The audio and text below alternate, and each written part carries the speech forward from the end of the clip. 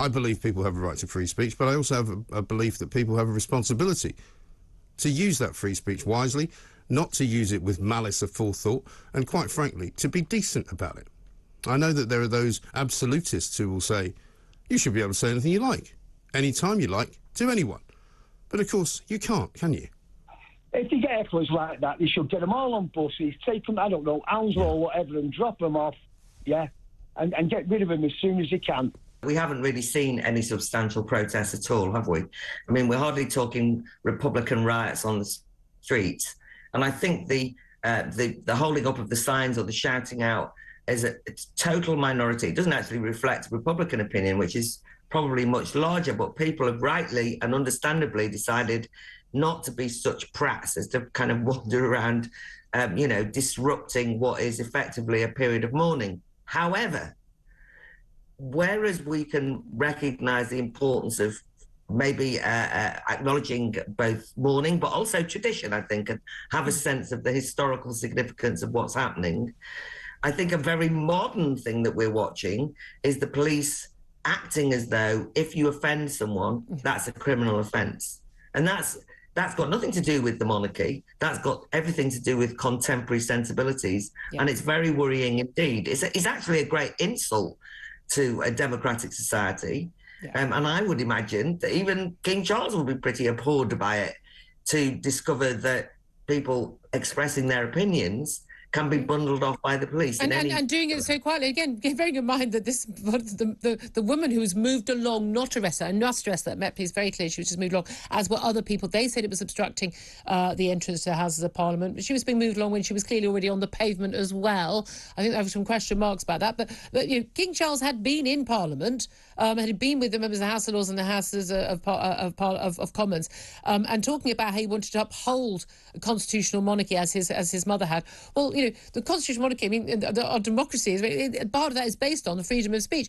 For me, to compare what was going on in Moscow only a few months ago with anti-Ukraine war protesters, pro-Ukraine anti-war protesters holding up signs and being all just silently in Red Square, and then being bundled into police vans and taken away to prison, and then people just holding up blank pieces of paper, as one of our guests later on the show was holding a blank piece of paper, and then still being taken away because they know what they wanted to write. This is Orwellian stuff. This is very scary. And the idea that the police would step in with no reasonable powers to do so. We've seen various barristers pointing out that under the Public Order Act, it is simply not acceptable to claim that someone is causing a breach of the peace or likely to by expressing a political opinion on a piece of paper or even quietly saying it. I wholeheartedly agree. Everybody has a right to protest in whatever way they wish to do, providing the thing is they have no right whatsoever to be abusive or offensive in public. And they should face the full force of the law should they decide to do so. This sort of display just betrays a low intelligence and poor vocabulary. It's a very good point. I think you've actually hit the nail on the head there. It displays a low intelligence. If you were turning up, I don't know, there were a fox hunting debate, remember years ago, or protest years ago. I think I'm right in saying that the biggest protest we've ever had in this country was the Stop the War coalition about Blair going into Iraq. The second biggest was from the pro, not the anti, pro-hunting fraternity that were angry that do you remember this? They were angry the Blair government were going to get rid of fox hunting, and it was absolutely vast. Now, if a group of people turned up at that who were anti-hunting, I sort of get that. That seems to me.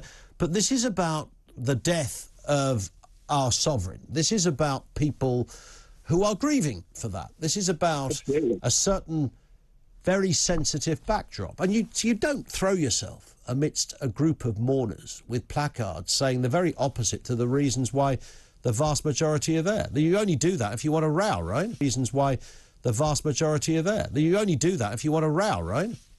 Well, that's it. And half these people, that's what they want to do, is create a row, get themselves on the media, Yeah, I think there was some barrister that showed up, wasn't there, at something, and he was getting very upset that, he wasn't allowed to protest, or he hadn't... Was he the guy that didn't write anything on his sign? He just had a blank sign, which probably made his point even more powerful. But the police are obviously thinking, look, mate, you're here to cause a little bit of aggro. Yeah, I mean, you've got to be sensitive about it all. You know, state your case, but not now.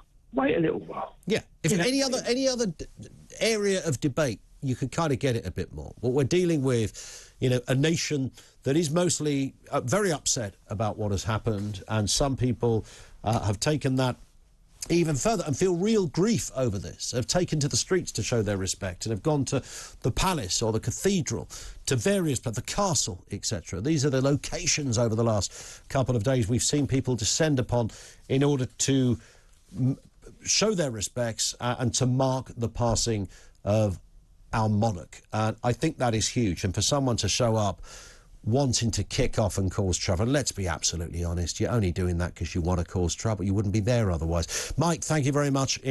Interesting that I've got from Dean in Oxford a great tweet which I will read to you because I think this sums up the feelings of an awful lot of people. Julia Hartley-Brewer's just been telling us all how, of course, you should have the right to protest, particularly outside Parliament. Well, yes, you should. And you should have the right to hold up placards outside Parliament.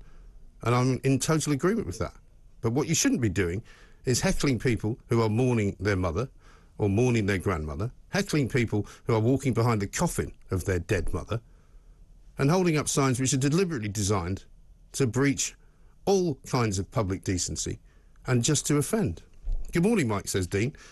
These are obviously lefties shouting at the Queen's demise. They've been wallowing in the censorship they've imposed on the vast majority of us on social media for the last few years. Now they're whining about exactly the same thing. They seem to have much glee in. You can't have it both ways. It's come back to bite them on the backside. I think that pretty much sums it up.